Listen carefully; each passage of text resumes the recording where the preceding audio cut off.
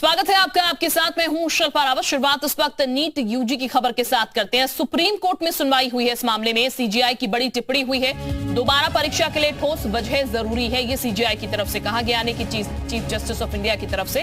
गड़बड़ी करने वाले की पहचान हो, यह भी कहा गया। पहचान नहीं तो दोबारा परीक्षा होगी। सुनवाई के दौरान बोले solicitor general Tushar Mehta, 131 candidate qualified नहीं।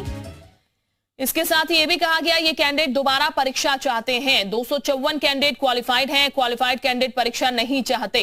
तो जो क्वालिफाई कर चुके हैं एग्जाम, वो दोबारा परीक्षा नहीं चाहते हैं। लेकिन इसके तहत जो परीक्षा क्वालिफाई नहीं कर पाए हैं, उनका यह कहना है क्योंकि गड़बड़ी हुई है तो ऐसे में परीक्षा होनी चाहिए और सबकी परीक्षा होनी चाहिए। सुप्रीम कोर्ट में इस पूरे मामले को लेकर सुनवाई हुई है और छात्र क्या मांग कर रहे हैं वो भी हम आपको बता रहे हैं, क्योंकि कई जगह पेपर लीक हुआ, परीक्षा को रद्द किया जाना चाहिए। एनटीए के हलफनामे का भी हम जिक्र कर रहे हैं। छात्रों के करियर पर असर जो है इससे पड़ता हुआ नजर आएगा, यह हवाला है उनका। कोई बड़ी धांधली नहीं हुई है। नीट यूजी एग्जाम में सिर्फ पटना गोधरा में गड़बड़ी हुई है, लेकिन छात्रों का कहना है कई जगह गड़बड़ी देखने को मिली है, इसलिए परीक्षा जो है रद्द की जानी चाहिए। जबकि एनटीए जो एग्जाम कराने वाली संस्था है, उसकी तरफ से यह कहा गया है कि इस पूरे मामले में कोई बड़ी धांधली नहीं हुई है, इसीलिए एग्जाम जो है उनको यहां पर कैंसिल नहीं करना चाहिए, यानी कि जो परिणाम आ चुके हैं उनको छोड़ दोबारा से परीक्षाएं जो है वो नहीं कराई जानी चाहिए। दोनों पक्ष हम आपको बता रहे हैं इस वक्त। तो नीट यूजी पर सुप्रीम कोर्ट में सुनवाई हुई है और फिर परीक्षा के लिए कोई ठोस वजह जो है वो चाहिए। गड़बड़ी करने वालों की पहचान हो, यह भी कहा गया है। पहचान नहीं तो फिर दोबारा परीक्षा कराई जाएगी। इसके अलावा क्वालिफाइड कैंडिडेट जो है परीक्षा नहीं चाहते हैं, सुप्रीम एसजी की तरफ से कहा गया है। इसके साथ ही 254 कैंडिडेट जो है वो क्वालिफाइड हैं। ये कैंडिडेट दोबारा परीक्षा नहीं चाहते हैं। जाहिर जो क्वालिफाई कर चुके हैं उनको दोबारा परीक्षा नहीं देनी है, क्योंकि उन्होंने क्वालिफाई कर लिया है। लेकिन जिनका क्वालिफाई नहीं हुआ है वो दोबारा परीक्षा चाहते हैं, क्योंकि उनका ये कहना है कि गड़बड़ी इसमें हुई है। तो 131 कैंडिडेट हैं जो कि क्वालिफाइड नहीं है, यानी कि जिन्होंने क्वालिफाई नहीं किया है।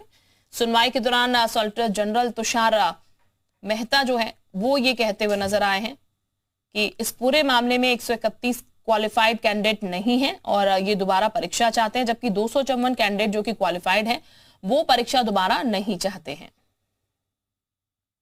तो सुप्रीम कोर्ट ने इस मामले में सुनवाई की है और मामले पर सीजीआई की बड़ी टिप्पणी जो है वो भी सामने आई है। और सीजीआई ने टिप्पणी में क्या कहा है वो भी हम आपको बता दें। दोबारा परीक्षा के लिए ठोस वजह जरूरी है, यानी कि ठोस वजह होगी तो ही दोबारा परीक्षा होगी। इसके अलावा यह भी कहा है कि गड़बड़ी करने वालों की पहचान हो, अगर गड़बड़ी हुई है तो उनकी पहचान करनी होगी।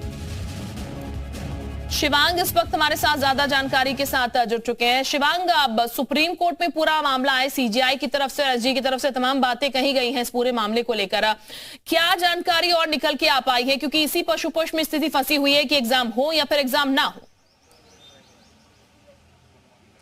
जी बिल्कुल, देखिए जिस वक्त यहाँ पर सुप्रीम कोर्ट में लगातार पिछले 1 घंटा होने को है और लगातार सुनवाई चल रही है, तो उस पूरे मामले में जो यहाँ पर याचिकाकर्ताओं के जो वकील हैं वो लगातार यहाँ पर री एग्ज़ाम की मांग कर रहे हैं। तो उनके ऊपर सुप्रीम कोर्ट ने ये कहा कि अगर आप री एग्ज़ाम चाहते हैं तो आप कन्विंस करिए पहले यहाँ पर सुप्रीम कोर्ट को कि किसी ठोस आधार या फिर ठोस सबूत के साथ जिसके साथ री एग्ज़ाम करवाया जा सके। लेकिन उसी के बाद जब यहाँ पर सॉलिसिटर जनरल ने एनटीए का और भारत सरकार का पक्ष रखना शुरू करा, तब यहाँ पर, क्योंकि आज देखिए आज यहाँ पर सीबीआई की दूसरी स्टेटस रिपोर्ट भी केंद्र सरकार ने दाखिल करी थी, तो उसके बाद सीजीआई ने ये कहा कि अगर इस पूरे मामले में जितने भी आरोपी हैं, अगर सभी आरोपियों की पहचान नहीं हो पाती, अगर सभी मतलब ऐसे लोग जो इस पूरे यहाँ पर एनटीए की यहाँ पर नीट के एग्ज़ाम की लीक में शामिल हैं, अगर उनकी पहचान नहीं हो पाती है तो वो री एग्ज़ाम का आदेश दे सकते हैं। तो अब ऐसे में देखिए लगातार यहाँ पर दलीलें रखी जा रही हैं, लगातार याचिकाकर्ता एनटीए के ऊपर ही सवाल उठा रहे हैं। जैसे एनटीए ने अपने यहाँ पर पिछले हलफनामे में एक पूरा आईआईटी मद्रास का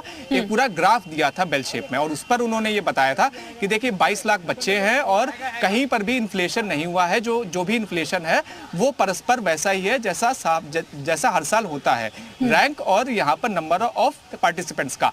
लेकिन अब यहाँ पर याचिकाकर्ताओं के वकीलों ने उसी ग्राफ के ऊपर ही सवाल उठा दिया है कि वो जो ग्राफ है वो ग्राफ जहाँ से बनवाया गया, जिस व्यक्ति ने, जिस प्रोफेसर ने वो पूरा ग्राफ बनाया, वो खुद एनटीए के सदस्य हैं। हालांकि यहाँ पर सॉलिसिटर जनरल ने मना करा कि नहीं, वो एनटीए के सदस्य नहीं है और हित प्रभावित नहीं होते, लेकिन लगातार एनटीए की जितनी भी दलीलें हैं उन्हें लगातार जो यहाँ पर छात्रों के जो भी यहाँ पर याचिका करता है वो लगातार खारिज कर रहे हैं और लगातार यही दलील दे रहे हैं कि री एग्जाम ही करवाना पड़ेगा। क्योंकि देखिए आप मतलब इस पूरे मामले को अगर हम लोग और समझें यहाँ पर तस्दीक से, तो शुरुआत में ये मामला खाली पटना के एक सेंटर के 3 बच्चों तक यहाँ पर शुरू हुआ था नीट के लीक का।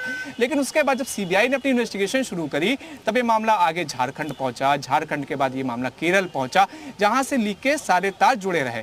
तो जो याचिकाकर्ताओं के वकील हैं वो लगातार यही चीज लगातार अपने पक्ष में यही चीज मतलब दोहरा रहे हैं कि जब पिछले 1-1.5 महीने में ये जो पूरी मतलब चेन है, ये पूरी चेन लगातार कई स्टेट्स में कई लोगों तक, कई लाभार्थियों तक जा रही है।